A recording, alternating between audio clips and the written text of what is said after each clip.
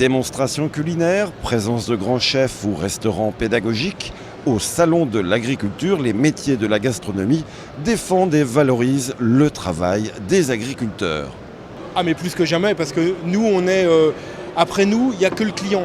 Nous on est au service... Ah ouais, c'est tout à fait ça. Si on n'a pas les bons produits, on ne pourra rien faire. Donc les vrais bons produits, les agriculteurs, les maraîchers, tout ça, c'est super important pour nous.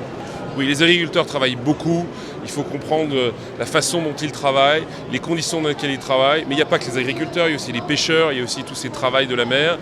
Tout ça, on l'explique pour bien comprendre qu'il faut savoir que ces produits ont un coût, et qu'il est logique qu'ils aient un coût, parce qu'ils sont de qualité, qu'il y a beaucoup de travail derrière. Et puis nous, de notre côté, on n'a pas le droit de dévaloriser à travers notre cuisine le travail des producteurs, des maraîchers. Comme souvent je dis, un poulet ne doit pas être mort pour rien. Il a donné de sa vie, à nous de le mettre en valeur. Et une carotte, c'est pareil, un morceau de bœuf, un poisson, il n'a pas été pêché pour rien et sorti de l'eau. Sinon, il faut le laisser dans l'eau. Il y a une mise en valeur des produits et du travail des agriculteurs et des éleveurs, une mise en valeur du travail de formation effectuée par la région Corse au travers de la présence des stagiaires, aussi bien en cuisine qu'en service. Et c'est une valorisation globale de la véritable identité corse, en partant du producteur jusqu'au consommateur. Au restaurant pédagogique de l'AFPA, il y avait, en présentation à travers tous les menus, un menu différent chaque jour, tous les produits des producteurs de la région Corse, que ce soit les fromages, que ce soit les vins, que ce soit la charcuterie, que ce soit la viande avec le veau. Uniquement des produits corses ont été travaillés et proposés à la clientèle. C'est un peu le pari du pédagogique au service de l'identitaire. Alors effectivement, la cuisine est un peu à la pointe en ce moment, il y a beaucoup d'émissions, etc. Mais il n'y a qu'une cuisine qui est valable, c'est celle qui est sincère et faite avec le cœur et avec honnêteté. C'est un métier qui s'apprend, mais 50% du métier, c'est la passion.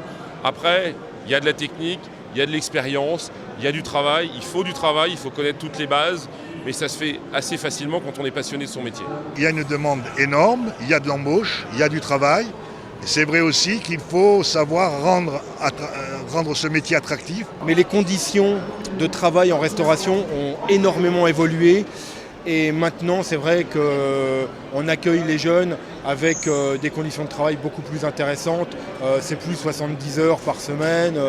Donc, il y a des vraies conditions. Et c'est surtout, je pense qu'il faut dire aux jeunes, c'est un métier où on aura toujours du travail. Quand on aime ça, quand on a la volonté de bien faire, on aura toujours du travail. On va pouvoir voyager, on va rencontrer plein de gens. Moi, je voyage beaucoup et je rencontre plein de gens. Grâce à mon métier. Et pour moi, c'est quelque chose d'extrêmement important, quoi. C'est un véritable métier avec toutes ses composantes, l'hygiène, la sécurité et de la qualité, de la façon de travailler.